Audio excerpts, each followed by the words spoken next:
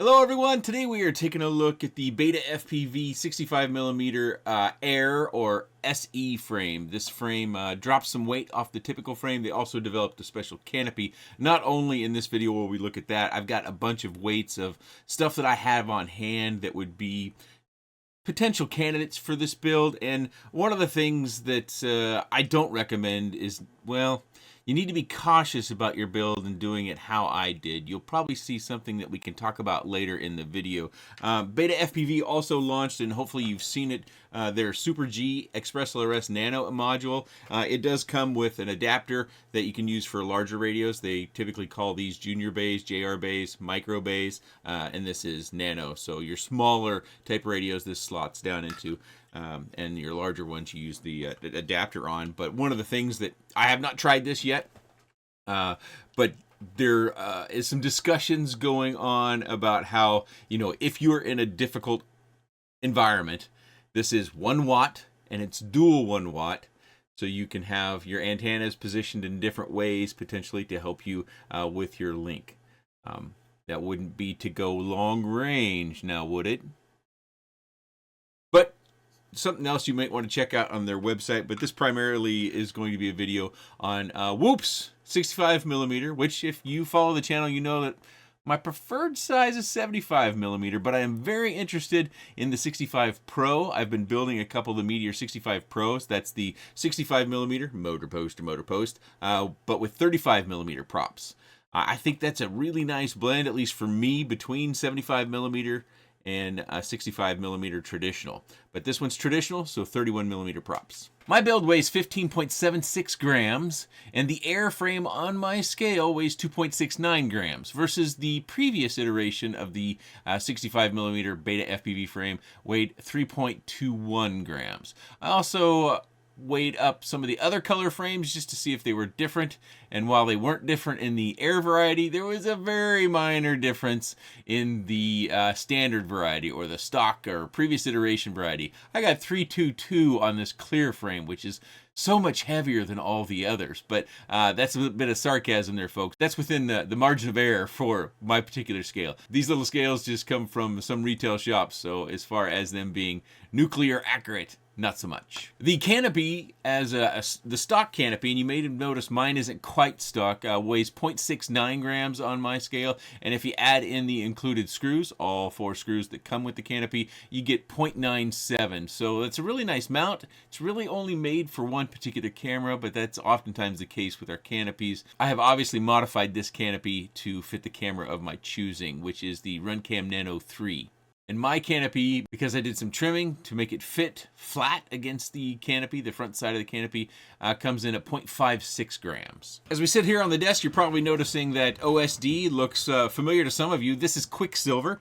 I moved this one over to Quicksilver mainly because I thought there was an issue with my my Betaflight tune.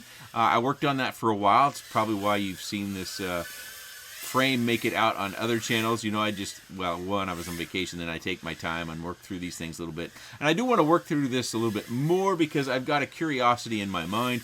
The flight time did not come out where I expected it to, but I just might be unreasonable. When it comes down to this weight at below 16 grams on this quad, I expected to get closer to 3 minutes, but really what I'm getting is, somewhere around 215 to 220. Of course, normally when I fly, like if you go back to the Mo Beetle 6, that was the one that transitioned from a traditional whoop to unprotected. That one I flew like half the time, which I did get 2 minutes and 30 seconds. I flew half of the time, kind of in my typical indoor style, and then I did half of the flight also in a closer proximity, where closer proximity is, a slower pace, you're being more precise, it doesn't burn through our battery quite as much. So that, my expectations might be unreasonable, but the reason why I want to try more is I'm getting an awful lot of battery sag. You may have noticed when we took off, I'm using a BT20 connector, and I'm using nice flat cells, multiple brands of flat cells with BT20 connector on it, and I got a lot of voltage sag right off the bat, and you'll see at the end of the flight that I get about 0.4 in voltage sag when I go from where I'm in flight and to where I disarm, that it comes way back up. So some of you may have already noticed that, but that's one of the reasons why I kind of want to revisit this. this, but I thought there was a few things that we could look at right now as it is. And one is my build that I want to caution you about, because I am using the Happy Model Diamond board, which has been, to give it more credit maybe than I should, problematic.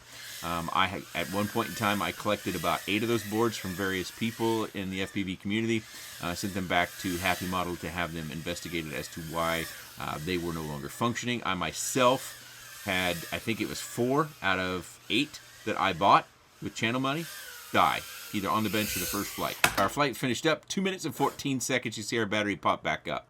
Before we jump into my specific build, I wanted to take a moment. You may want to have your pause finger ready. I'm going to put on screen the pictures I took of the parts that I had on hand that's kind of dictated my low-weight Whoop or Betafpv AIR SE brushless build.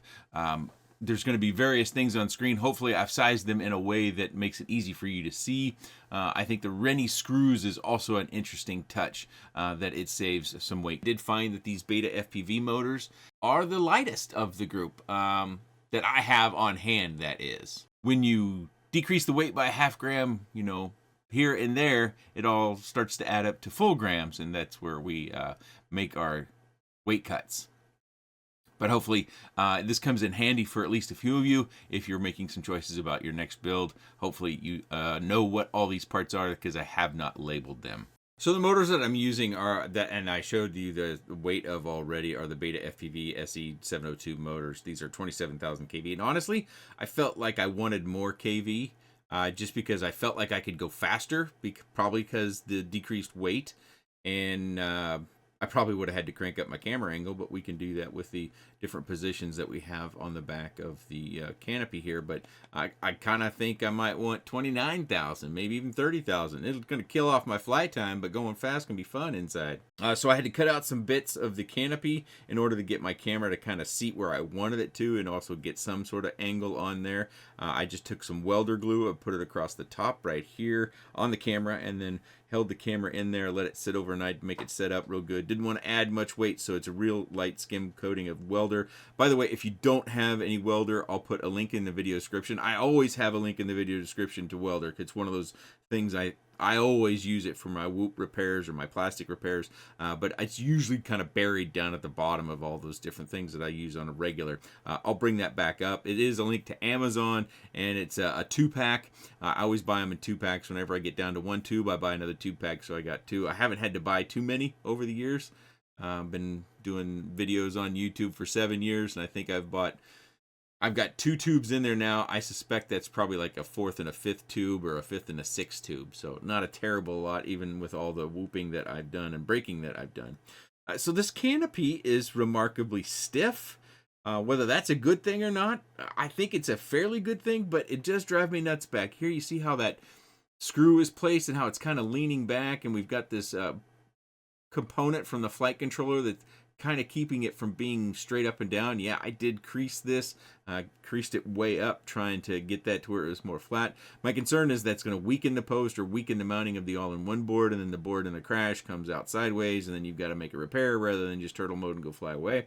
But I think one of the things that helps with just this 3 mount point of the diamond board is that we have bits of this plastic that are kind of coming over the top, and because it is so stiff, it's kind of holding its shape in. So that's probably holding the board for the most part. There are some additional things we could do to lose some weight. Just a touch of weight. You could make this just kind of a square standard stand or piece between the two rather than having this triangle out here. You could probably trim a couple of these struts on all 4 motors. Leave these 2. But, you could take, that one, that one, or that one, and that one. And it's going to weaken it to a degree. I mean, you can take whatever risks you want to take, but, whenever you start cutting out these things, you may find different results. I haven't tested them all out, but generally speaking, you can cut like 2 of these struts out when you have 6 like this. Decrease your weight a little bit. You may find that you get more prop damage on all your crashing. In my particular case, I could have dropped a touch more weight by making this battery lead 90 degrees and right angled and shorter. And this is one of the things that I want to replace in my concerns for the battery sag that I was experiencing. I'm just wondering if my solder isn't done very well on the board, or if it's just something in the battery lead. What I think I'm going to do is I'm going to grab a different battery lead, maybe make my own. I think I have some of these BT20 connectors, make it right angle, probably use a lighter gauge wire as well. You know, we're only flying 1S, so at the most 4.35 volts per cell, or 4.37 if you have an old Whoop store that doesn't have the new firmware on it. But yeah, we could go with a lighter, smaller battery lead, and that'd save us a touch of weight. Maybe a tenth of a gram, maybe 0.2 of a gram, hard to say. We can also remove this connector if you're up for that. At the very least, you could solder the camera wires directly to the diamond board. Again, I'm not advocating the use of this board. If you go with the diamond board, know that you have at least a 50% chance that your board is going to die before you ever fly it. Die when you're setting it up on the bench, die on first battery plug-in, die after first hover. I've had all those things happen with my diamond boards.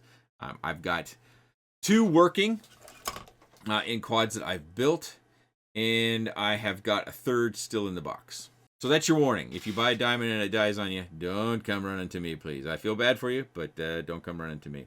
I think I talked about it already, but they're the Newbie Drone Z-props or AZI-props, however they're said. We've got the Betafpv motors, the diamond board, the RunCam Nano 3, which is not my favorite camera, but it's the lightest camera.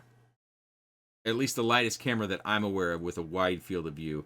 These cameras were much better when the original manufacturer was around. The original manufacturer, they had all the housing on the lens was, when I'm talking about the original manufacturer, I mean the lens manufacturer that RunCam got them from, was all perfectly round. Apparently that company went out of business during the pandemic. Maybe, unfortunately, they had, a real small staff and were negatively affected by the pandemic, and well, whatever. They're no longer making that lens. This other lens, while it works, it's not great, and I'm curious why has anyone seen anyone attach a RunCam Atom lens to this camera? Does that work? That would be something I'd really like to know, because I think the RunCam Atom lens is probably better than this, and it's probably also about the same field of view, but might be better image quality or clarity. So if anybody knows that someone's tried that, or you've tried that yourself, please let me know whether that works out and what sort of process that is. The screws on the bottom, I almost didn't mention them. I'm not a huge fan of using Phillips screws ever, especially when they're plastic. I do wish these were hex-headed. I wish Betafpv would make some hex-headed. Maybe one of our other Whoop companies will make them hex-headed. I've got this 1.3 driver that I use for other small screws this size with a hex that I bought off of eBay or AliExpress or something like that. I've got a smorgasbord of screws down there. But it is nice that they are kind of bringing these to market. Mr. Shutterbug, who's kind of the mad scientist behind ultralight whoops, he's been using Rennie screws for quite a while. My understanding is that it's a little bit of a pain to get those Rennie screws. There's only a couple of manufacturers or places that have them, and then knowing which screw you need to get, and the pitch of these are 1.4. I just think that their ordering process from the one site that I found that had them didn't give me any confidence that I wasn't going to have to order a bunch of different screws to see what I got, and hopefully one of them worked. So I didn't buy them at all. But now we have Whoop manufacturer and Betafpv bringing them to market, and maybe that will popularize them across the board. Get some tiny Whoop, get some wee bleed, get some happy model Rennie screws, make them just litter the market with them so we can choose whatever we want. So those are the things you could do to make it a touch lighter, maybe get it under that 15-gram marker if you do a build like mine. I am aware that there is another light 65mm Whoop frame out there. It's from WeBleed FPV. I don't have one yet. Actually, I forgot to place an order today. I got sidetracked doing other things. I was actually watching iGal for a while. If you're not familiar with iGal, that is an international game of Whoop. It's Whoopers having fun, doing tricks, winning prizes, and having just kind of bringing the community globally together online. But anyways, so you might want to check out WeBleed FPV if you're looking for another light frame. I haven't tried it yet. I believe Aaron Ciotti FPV has tried it, and he has a live stream with it. I think he can be a little bit spicy in his live stream. So if you like family-friendly content, you maybe use some cotton balls or something like that and scroll through to see if you can catch a weight or some thoughts about the WeBleed crown frame. Has Infinity Loops? That Infinity Loops is another channel which I don't think they've had it at least shown it yet. Maybe they have and I just missed it. or maybe they've got one posted now. But that is the Betafpv AIR Frame, which I do think you'll find them pretty widely available because it's been out for a little while. You know, I'm going to rework this one with at least a new battery lead to see if I get better flight time, and then switch over to that one last board I have, and hopefully it's a working board for the Diamond, and see if I get some of that battery sag. If you're interested in those results, making changes to see if I can decrease or eliminate all that battery sag that we saw in this particular one, let me know down in the comments section. And also the Betafpv SuperG, the Gemini-based dual 1 watt micro ExpressLRS. If you're looking for a micro or nano, this is nano. This is micro. This is the adapter. It goes in the big radios. This is the straight into the back of our little radios for those of us that like them. If you're looking to add ExpressLRS to your radio, say you bought one that had a 4-in-1 in it, or the CC2500, what have you, and you're looking to move over to ExpressLRS, which I do recommend because it just works. This is probably, as far as I know from reading, this is most likely your best possible link with ExpressLRS. I think.